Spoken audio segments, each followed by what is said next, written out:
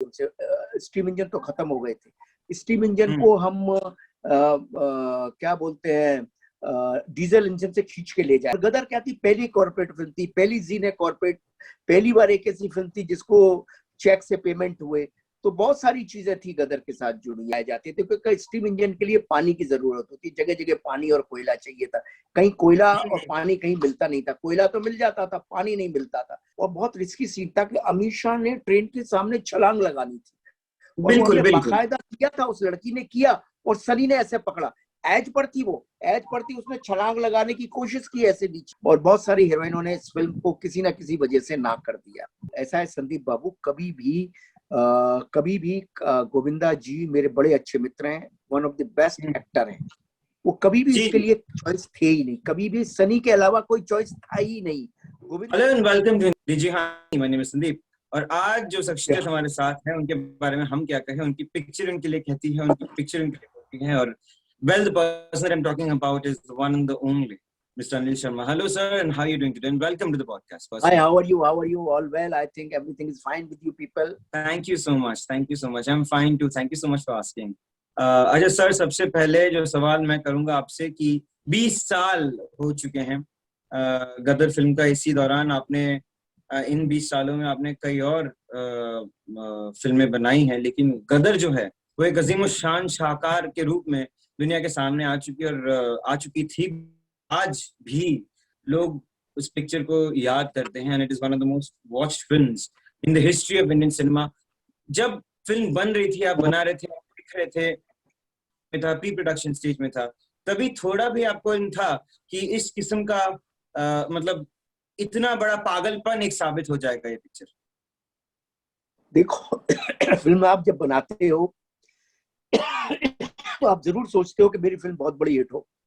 और गदर के बारे में, क्योंकि गदर की आत्मा में रामायण है, तो मुझे हमेशा लगता था कि गदर तो ब्लॉकबस्टर होगी देश की। क्योंकि राम सीता को लेने लंका, बच्चा कहता है कि मेरी माँ को आप पाकिस्तान से ले आओ, तो वही बात हो गई कि राम जो है सीता को लेने लंका गए हैं। तो ये इमोशन हमारे देश का सबसे बड़ा इमोशन है, और ये इमोशन लोगों के दिल में उतर ही जाता है, उतर ही जाने वाला था। कल भी रिलेवेंट था, आज भी रिलेवेंट है। तो गदर तो ब्लॉकबस्टर होनी ही थी, ऐसा हमें लगता था। मुझे लगता ही था कि देश की टाइटैनिक होगी, लेकिन ऐसा नहीं है। डायरेक्टर को हर फिल्म अपनी सुपरहिट लगती है, होती नहीं है। मुझे ही नहीं लगती, सबको लगती है। सम टाइम ऑडियंस आपके संग खड़ी हो जाती है, उसको करेक्ट कनेक्टिविटी हो जाती है। सम टाइम ईश्वर का प्रसाद आपको मिल जाता है।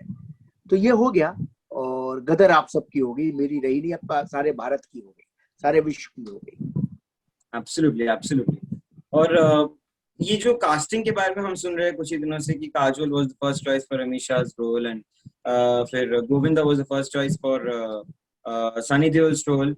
आई वुड लाइक टू थैंक कि काजोल और Govinda were not really there in the film, and कभी भी नहीं सनी था। Paaji did a huge I mean, उनके बगैर मुझे नहीं लगता पिक्चर इतना होता और इतना बड़ा, मतलब I mean he was just to the T. उनका हर एक एक्सप्रेशन, उनका कहने का, उनका डायलॉग। ऐसा है संदीप बाबू, कभी भी गोविंदा जी मेरे बड़े अच्छे मित्र हैं, one of the best actor हैं।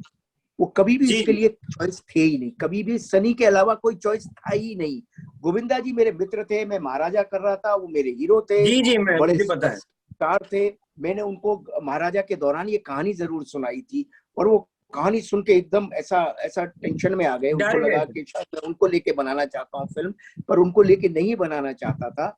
और वो तो घबरा भी गए थे ये सोच के कि यार ये ऐसी फिल्म कैसे बन सकती है आज हिंदुस्तान पाकिस्तान। वो बेचारा सीधा सच्चा आदमी है गोविंदा।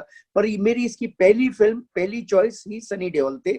और रही काजोल की बात, तो ये सब मार्केट में बहुत सारी, अभी मैं किसी का नाम नहीं लेना चाहता हूँ। मैं तो ये कहूंगा कि अमीषा से पहले हमने बहुत सारे हीरोइनों से बात की थी।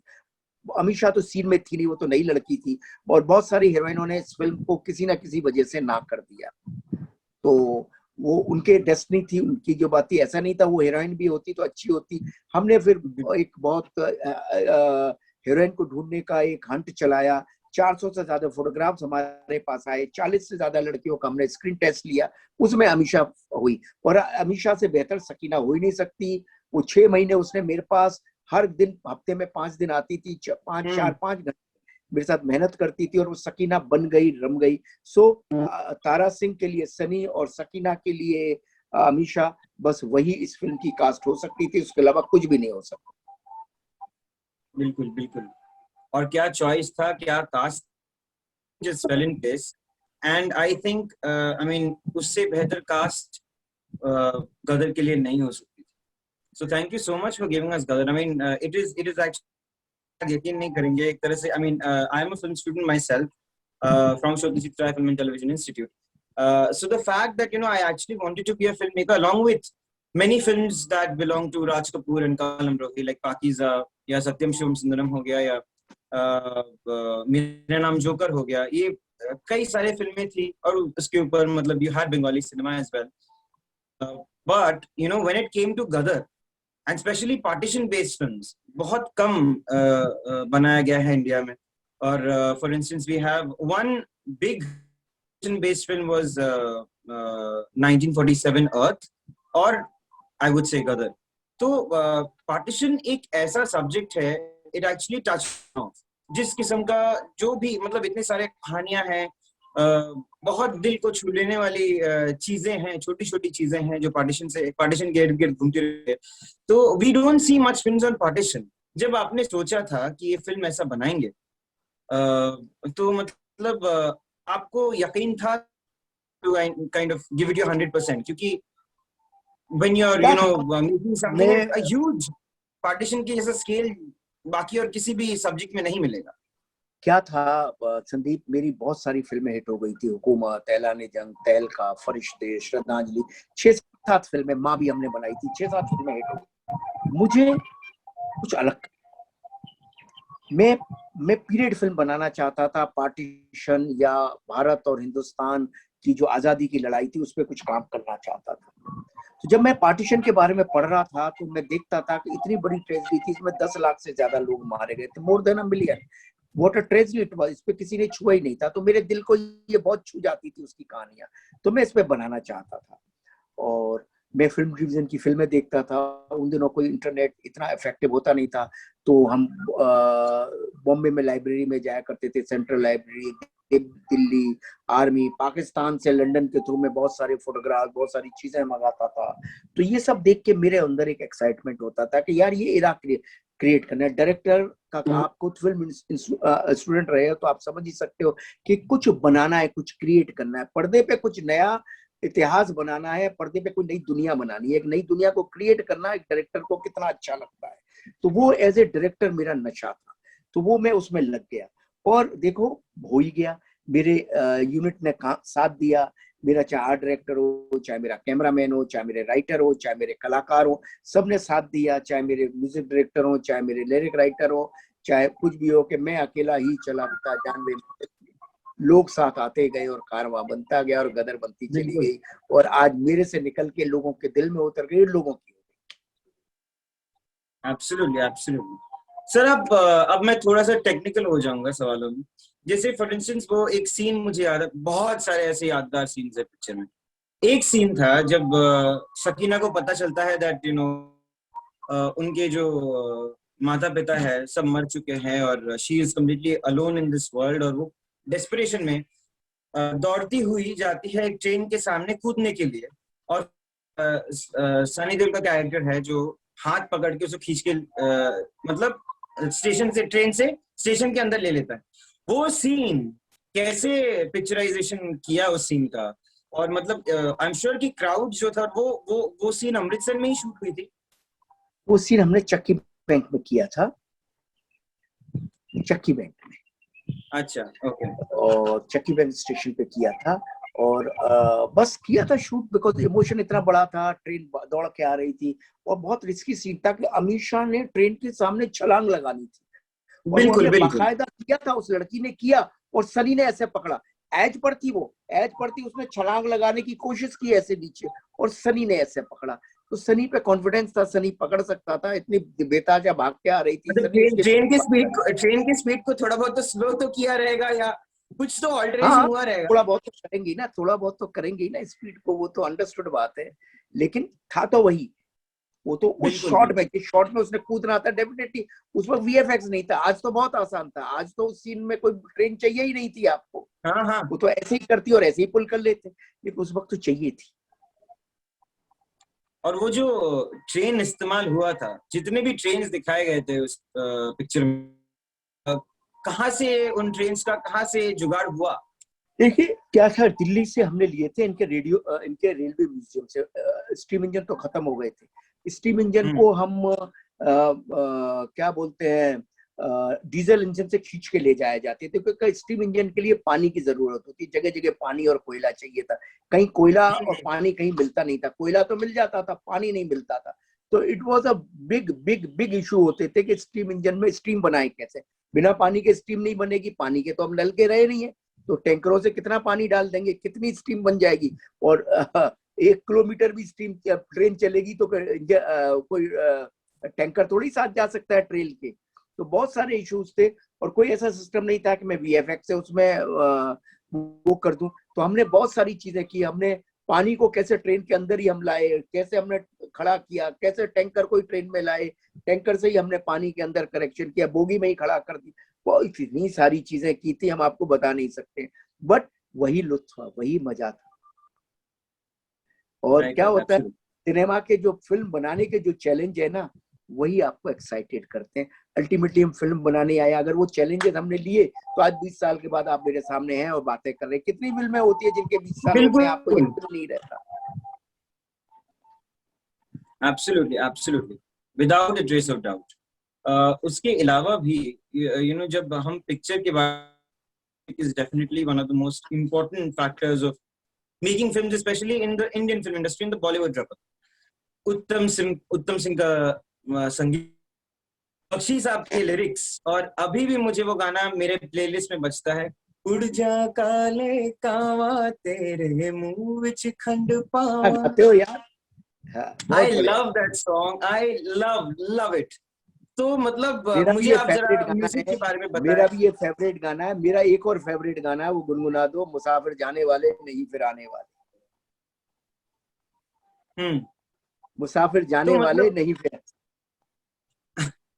तो मतलब आप बताएं मुझे कि मतलब म्यूजिक का जहां तक चयन का सवाल है, when you choosing a particular song, कि हाँ ये सॉन्ग शायद फिट बैठ सकता है, या वो वाला गाना हम जुदा हो गए खो गए, मुझे एक एक गाना याद है। So you can very well impact, I mean imagine the kind of impact that film has on me as a person. तो it is a different I mean level of film making altogether, I'd say. मुझे आप बताएं कि किस तरह से आपने वो एक एक गाना चूज किया था। बख्शी साहब ने तो बहुत सारे ऑप्शन दिए रहेंगे आप। अरे भाई, इसकी बड़ी लंबी कहानी है। क्या हुआ था कि उत्तम सिंह जी ने एक धुन बनाई। इसका पूरा क्रेडिट उत्तम सिंह जी और बख्शी साहब को जाता है, मुझे नहीं। उत्तम सिंह जी ने एक धुन बनाई, उसको डमी वर्डिंग के साथ मुझे सुनाया, मुझे वो धुन बिल्कुल पसंद नहीं आई। मैं घर आया, उसको टेप लेके मैंने मेरी वाइफ को सुनाया। वाइफ मेरी क्लासिकल सिंगर है, उनको म्यूजिक आता है। अच्छा। तो उन्होंने गाना सुन के बोला, ये गाने को आप छोड़ना मत, ये मास्टरपीस सॉन्ग, इतना अच्छा गाना है। और वो गुनगुनाने लगी उस गाने को ला ला ला करके, उनके दिमाग में चढ़ गया एक बार। तो मैंने कहा, यार तुमको फिल्मों का क्या मालूम है, तुम क्लासिकल जानती हो, सिनेमा का क्या मालूम है, सिनेमा अलग है। आप कलकत्ता की है वाइफ, कलकत्ता में सबको म्यूजिक आता है। तो वो बोले, यार कलकत्ता में सबको म्यूजिक आता है, छोड़ो यार, ये फिल्म का गाना ये नहीं है यार, ये ऐसे जाने में। उत्तम जी को बोला दूसरा बनाओ। उत्तम जी बार बार मुझे बोले, नहीं यही गाना ठीक है। 1 महीना गुजर गया, 3-4 गाने भी बनाए, वो भी सब रिजेक्टेड कर दिए। तो फिर उत्तम जी, बख्शी साहब गए हुए थे स्विट्जरलैंड, वापस आए, तो उत्तम जी बोलते थे, एक बार बख्शी साहब को सुना लेते हैं। मैंने कहा ओके, बख्शी साहब को सुना लेते हैं। मैं बख्शी साहब को गाना सुनाने गया, तो मैंने बख्शी साहब को बोला, बड़ा ही बेकार सा गाना बनाया है इन्होंने, मुझे तो ये कहते हैं बहुत बढ़िया है, मेरी वाइफ भी कहती है बहुत बढ़िया है, पर सर मुझे नहीं समझ आ रहा है, आप गाना। अच्छा। बोले, अनिल शर्मा गाना तो बाद में सेलेक्ट करूंगा, पहले तेरी कहानी तो सुनूं, वो भी बराबर है या नहीं। सुनो, कहानी का तो बड़ा कॉन्फिडेंस था। तो बख्शी साहब को मैंने कहानी सुनाना किया। कभी जिंदगी में किसी लिरिक राइटर को, किसी डायरेक्टर ने 2.5 घंटा कहानी नहीं सुनाई होगी। 15 मिनट में कहानी सुनानी था लिरिक राइटर को, उसको क्या सुना, सिचुएशन ही सुनानी है। 2.5 घंटे तक बख्शी साहब रोते रहे। बख्शी साहब बार बार जाए बाथरूम जाए और आए, सिगरेट सुट्टा चलवाए, ऐसे करते थे, ऐसे करके ऐसे आते थे और करते थे। और पिक्चर खत्म, कहानी खत्म हुई और मेरे को ऐसे लिपटा लिया, खींच लिया मेरे को, बोले अनिल शर्मा तेरी फिल्म मुगले आजम। मैंने कहा क्या बात कर रहे हो? मैंने कहा बख्शी साहब कुछ ज्यादा ही एक्साइटेड हो। बोले मैं अंदर जा लूं, बाथरूम क्यों जाता था, सिगरेट क्यों सुलगाता था, मुझे हिचकी रुकती नहीं थी, मैं रो रो के थक गया था, क्योंकि वो खुद पार्टीशन से आए थे। बोले तुझे पता नहीं है जो पार्टीशन से लोग आए वो पागल हो जाएंगे इसके लिए। और वो बार बार हिचकी आती थी, बाथरूम जाते थे, मुंह धोते थे, सिगरेट सुलगाते थे और आते थे। अब बोले उत्तम अब तू गाना बना, इसके लिए तो बहुत कमाल गाने चाहिए, उत्तम फालतू गाना चलेगा नहीं। उत्तम जी ने गाना बनाया। तो बख्शी साहब ऐसे 2 मिनट सोचते रहे, उठे, सिगरेट सुलगाई, बाथरूम में गए, फिर आए, उत्तम एक दफे और सुना, ऐसा सुट्टा लिया। बोले अनिल शर्मा, उत्तम इधर आ, ऐसे उत्तम के ऐसे कंधे पे हाथ रखा। बोले अनिल शर्मा जैसे तेरी फिल्म मुगले आजम है ना, ये गाना भी मुगले आजम है, बहुत बड़ा है। अब तुम जाओ, निकलो, मेरे को अब डिस्टर्ब मत करो, अब तुम दोनों निकलो यहाँ से, कल 4 बजे आना। मैंने कहा सर, बोले अभी निकलो, अभी बिल्कुल काम नहीं है, मेरे को काम करने दो, मैं पागल हो रहा हूँ अभी फिल्म सुन के। वो गए, दूसरे दिन हम 4 बजे आए। बख्शी साहब वहीं से वॉक करने गए, उन्होंने अपना क्या सोचा। दूसरे दिन 4 बजे जब मैं पहुंचा, बोले अनिल शर्मा ऐसा है बेटा कि मैं तुझे 4-5 मुखड़े नहीं सुनाऊंगा तो तुझे लगेगा मैंने मेहनत नहीं की, फालतू में पैसे ले रहा हूँ। तो पहले 1 मुखड़ा सुन, फिर 2 मुखड़ा सुन, फिर 3 मुखड़ा सुन, 4 मुखड़ा सुन, चारों बहुत अच्छे थे और धुन पे गा के सुना रहे हैं। अभी तक मेरा बाजा लेकिन दिमाग नहीं कर रहा है। मैंने कहा लेकिन, फिर बोलते हैं लेकिन 1 मुखड़ा सुनाता हूँ जो इस फिल्म का मुखड़ा होना चाहिए और यही मुखड़ा होगा, इसके अलावा कुछ नहीं हो सकता। अगर ये फिल्म बनेगी तो इसी मुखड़े से बनेगी, नहीं फिल्म नहीं बनेगी। ऐसा उन्होंने ऑर्डर दे दिया। वो आर्मी वाला आदमी तो ऑर्डर ही देता है, वो तो कैप्टन बख्शी है। तो सुना, उन्होंने कहा देख तू सुन, जहां तेरा बच्चा सारंगी बजाता है और माँ को होश आता है, वहां गाना सुन। बोले उड़ जा काले आडा ढेर, वो घर आ जा। अरे मेरे तो रोंगटे खड़े हो गए, रोंगटे खड़े हो। मैंने कहा बख्शी साहब, मैंने पांव छू लिया, मैंने कहा यही तो गाना हो सकता था, वही धुन थी, वही गाना। बोले वही धुन जो उनके वर्डिंग से धुन ऐसे चिपक गई मेरे साथ। कई बार आपको धुन नहीं समझ आती है, वर्डिंग समझ आ जाती है, चिपक गई। और उन्होंने बोले उसके बाद, बोले मैंने इसके, मेरे जीवन का पहला गाना है जो सेलेक्ट होने से पहले, जिसके मैंने 16 अंतरे लिखे। मैं लिखता चला जा रहा था, तेरी फिल्म दिखाती चली जा रही, गाना सेलेक्ट नहीं हुआ है, पर उनको मालूम था यही गाना सेलेक्ट होगा। और 16 अंतरे लिखे हुए थे उन्हें, 16, हर सिचुएशन के लिए 2-2, 4-4, 3-3 अंतरे ले, तो पिक्चर में बार बार आ रहा था गाना उनके एक फिल्म में। तो ये गाना ऐसे बना, उड़ जा काले कामा। तो इसके लिए मैं 3 लोगों को धन्यवाद देता हूँ, उत्तम सिंह जी को और बख्शी साहब को, थोड़ा बहुत अपनी वाइफ को जो मेरे पीछे पड़ी रही कि ये गाना मत छोड़ना। तो वो रोज घर में मुझे ड्रिल करती थी, ये गाना नहीं, जो रोज मुझे सुनाती थी ला ला ला करके। मैंने कहा करूंगा करूंगा करूंगा। ऐसा है। तो ऐसे ये इसका इतिहास। तो जब इतिहास बनने होते हैं तो ईश्वर की कृपा हो जाती है। मैं गधापंती का गाना सेलेक्ट नहीं करता तो वो गाना नहीं आता, कोई दूसरा आ जाता तो शायद इतना बड़ा इतिहास नहीं बनता। Absolutely, absolutely. उस पिक्चर के जो गाने थे वो इतने सिर्फ सिचुएशनली नहीं, just to kind of tug at the heart strings of anybody who used to hear it. And film में भी तो इतना खूबसूरत प्लेसमेंट था, वो गाना एक तरह से लीड मोटिव की तरह से यूज किया गया है, मोटिव की तरह से यूज किया है। जब वो प्लेफुल तरीके से सकीना वो बूढ़ी नन बनती है, सुनाई नहीं देता उसको, जोर से चिल्लाना पड़ता है, and she listens to the song and she falls in love with him instantly with his voice. Eventually she falls in love with him. फिर उसके बाद आता है वो जब उनका कैरेक्टर का नाम मैं भूल गया, सनी पाजी का, तारा सिंह। वो तारा जब जाता है पाकिस्तान, तब वो एक तारा बजाता है, आप मतलब उत्कर्ष का जो कैरेक्टर है, और फिर उसकी मम्मी दौड़ के आती है, सब कुछ सुध बुध दबा के आती है, सब कुछ। और उसमें वो जो मूवमेंट है जिसमें वो उत्कर्ष जब गाना पिकअप करता है वो गाने को, वो मुझे पिक्चर का बेस्ट मोमेंट लगता है। मालूम है कौन सा? जब सनी गा रहा है और गाते गाते सनी वापस जाता है और उसके बाद उसका बेटा जो मेरा जीते जिसने प्ले किया था, मेरा बेटा उत्कर्ष, और वो जब पिकअप करता है गाना और अमीषा भाग के आती है, वो फिल्म का मेरे हिसाब से one of the biggest and highest most point. Absolutely, absolutely. आप मुझे बताइए कैरेक्टर्स का मतलब, ये जो साइड कैरेक्टर्स थे, साइड कैरेक्टर्स तो नहीं बोलूंगा, एवरी कैरेक्टर हर एक उस पिक्चर में बहुत ही ज्यादा एक इम्पैक्टफुल, एक उम्दा, एक अपना, जैसे वो पागल था, वो हमें आजादी चाहिए, ऐसा कुछ तो कैरेक्टर था। मुझे काफी दिन हो गए, मैंने लास्ट, बिल्कुल वो भी बहुत कैरेक्टर हिट हुआ था। बिल्कुल बिल्कुल एब्सोल्युटली। तो वो कैसे, मतलब वो लिखते वक्त वो ध्यान में था सब कि आ ऐसा जाता है। अभी कैरेक्टर डालते हैं। शक्तिमान की भी मेहनत, शक्तिमान जी ने बड़ी अच्छी मेहनत की, मेरे राइटर साहब ने, वो भी कैरेक्टर ढूंढ ढूंढ के लाते हैं। हमने बहुत सारी किताबें पढ़ी ना, क्या था, हमने बहुत सारी लाइब्रेरी से, सेंट्रल लाइब्रेरी से किताबें मंगा ली थी दुनिया भर से, और हम कोई किताबें ही पढ़ते, 10 महीने लगे, 9-10 महीने लगे इसके प्री प्रोडक्शन में। तो बहुत मेहनत हुई, बहुत मजा आया। मेहनत तब होती है जब आपको आनंद आता है। हमको लग रहा था कि हम कुछ इतिहास रचने जा रहे हैं, ये निश्चित है। गदर के दौरान ये लग रहा था एक एक यूनिट के एक एक आदमी को। और गदर क्या थी, पहली कॉर्पोरेट फिल्म थी, पहली जी ने कॉर्पोरेट, पहली बार एक ऐसी फिल्म थी जिसको चेक से पेमेंट हुए। तो बहुत सारी चीजें थी गदर के साथ जुड़ी है। इससे पहले कॉर्पोरेट आया नहीं था, पहली कॉर्पोरेट की फिल्म गदर है। ओके आई सी। अच्छा, ये एक रेवोल्यूशन था, मतलब ये पहला पिक्चर था जिसमें सारे लोगों को चेक से पेमेंट हुआ करती। हाँ, स्पॉट बॉय को भी सबके अकाउंट खुलवाए थे। Okay okay I see I सी।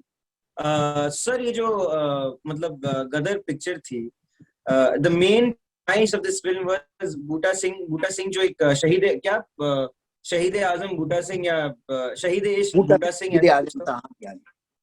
हाँ, तो उनके वो उस कहानी, हालांकि उस रियल घटना से इंस्पायर होकर हमने बनाई थी फिल्म। लेकिन वो फिल्म नहीं बनाई थी, हमने बनाई थी रामायण के, राम सीता को लेके, राम जाते हैं लंका और सीता को लेके आते हैं, पर उस कहानी से इंस्पायर होकर हमने बनाया। Okay okay I see I see I see, alright okay. मेरा फाइनल सवाल आपसे ये है सर कि गदर 2 का काफी दिनों से इंतजार हो रहा है। गदर 2 ये सवाल आपका आखिरी होगा। मैं खुद काफी दिनों से इंतजार, हाँ सर क्या बोला? मुझे मालूम था आप ये सवाल करोगे आखिर में। हाँ, तो बहुत ही मैं दे देता हूँ, आपका सवाल पूरा हो, आपका समय। क्या गदर 2 का इंतजार मैं भी कर रहा हूँ, मैं भी चाहता हूँ गदर 2 बने। आपसे ज्यादा मैं चाहता हूँ, पूरे भारत की पब्लिक चाहती है, हर कोई चाहता है तो गदर जैसा यूटोरिया फिर से क्रिएट हो। मैं जानता हूँ गदर को कम से कम जिस दिन गदर रिलीज होगी उसका 5 से 7 करोड़ दर्शक फिक्स है, जो आएगा ही आएगा। गदर का पहला दिन 50 से 100 करोड़ रुपया होने ही वाला, ये सब मैं जानता हूँ।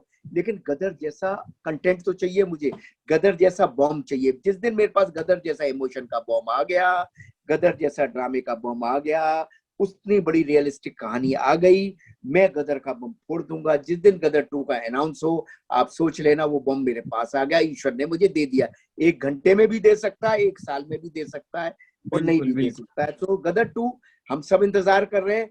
ईश्वर से प्रार्थना करो, भगवान को बोलो कि भाई अनिल शर्मा जी को गदर 2 की कहानी दे दे। मैं तो हाथ जोड़ के ईश्वर से अभी से प्रार्थना कर रहा हूँ कि अनिल शर्मा जी को गदर 2 की कहानी दे दीजिए। All right, okay, so it was an immense pleasure for me. चल, बहुत अच्छा लगा। चंबा में तूने बचपन में गदर की शूटिंग देखी थी। Take care of yourself, corona का काल है, अपना और परिवार का ख्याल रख। All the best, take care Sandeep, आगे कभी हम लोग मिलेंगे। Okay, absolutely, thank you so much. Let it go, let my body go, make our bodies high.